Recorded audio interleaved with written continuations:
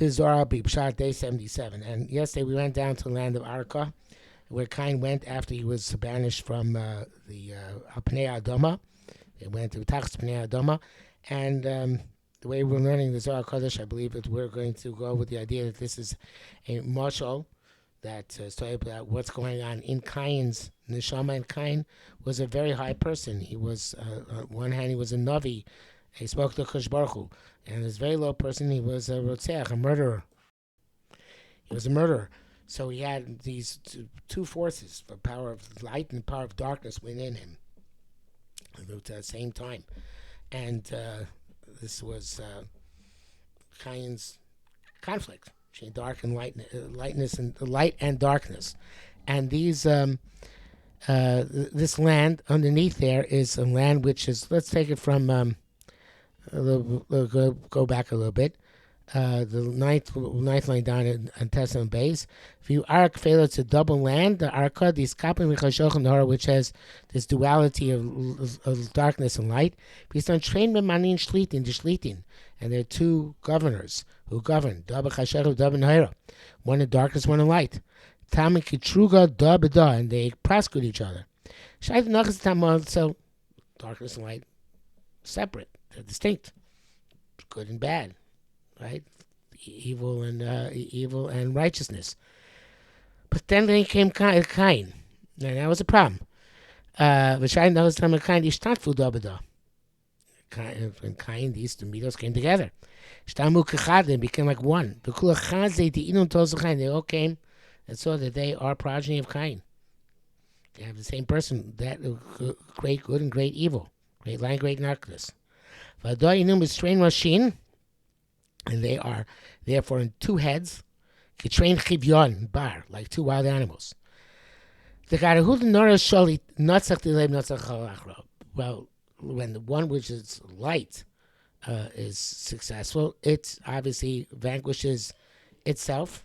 In other words, it's powerful and holy, and it can vanquish the other. But evidently doesn't happen all the time, and the darkness and the light are constantly at fight with each other.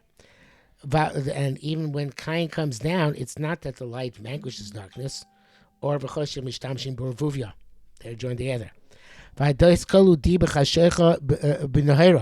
So the dark light and the darkness come together in a negative way, and they become one, not positively, but in a negative way. These are the two entities who are in charge. Afrira, the Castimon. Afrira is easy to derive because Afrira means afar, and afar is obviously dark, dirty. But Castimon is hard to explain. There are very similar derivations which are given, but I think Mokom Inichuli is Garabo, that I looked up what Castimonia is in Latin. And in Latin, Castimonia is chastity, abstinence, ceremonial purity, or purification. That's as a noun. As an adjective, it pertains to abstinence or continence, self-restraint. So that's there is on the one hand there's darkness. On the other hand, the illumination here is not illumination necessarily of holiness, but it's illumination of restraint, of abstinence, of purity. So and Dyutna Dilhon, and they have the forms, the Malach and Kadishin. They can both be used for Kedusha. Even the Afar, even the darkness. Like in the Ora Dahin and Afim Yigo Chashocha.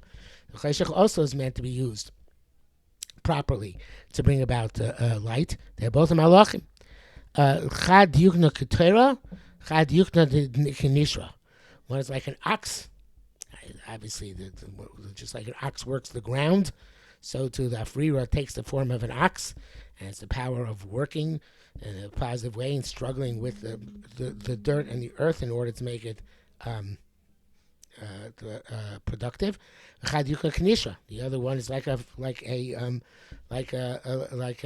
eagle, which can soar up to the heaven and be a great power of purity and a power of restraint in order to make sure not to overstep the bounds and do things inappropriately. If they join together properly, is abidu dukna adam. That's the way man should be.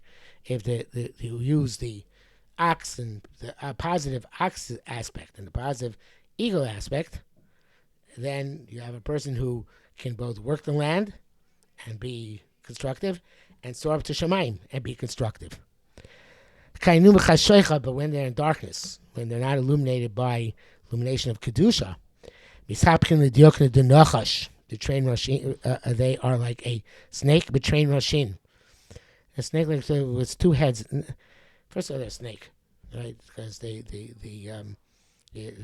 obviously the midah of restraint is midah of kavura, but also midah of kina, and that can be used for ritzicha. So therefore, they have they can both be used for negative, not just the for the darkness, but even the restraint can be a negative type of restraint. So they are the two heads also don't merge. They're evidently separate and not synthesized in a negative way. It's a two-headed snake of both darkness and jealousy. And they go like a snake, but Tus can go to Homa, and they fly through the depths. The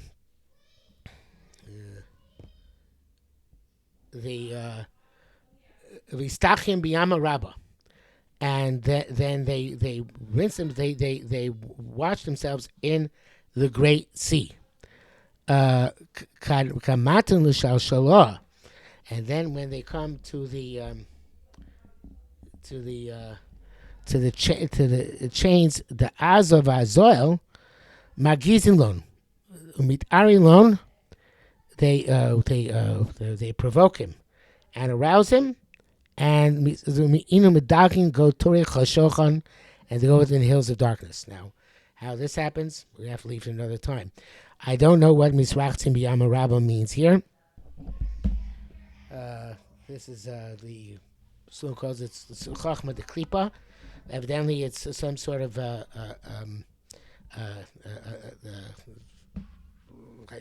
way of showing themselves to be positive influences, even though they're not positive influences, because they are now in the form of a snake. Somehow this has an impact on Azon Azol. This is something which we're going to have to tackle next.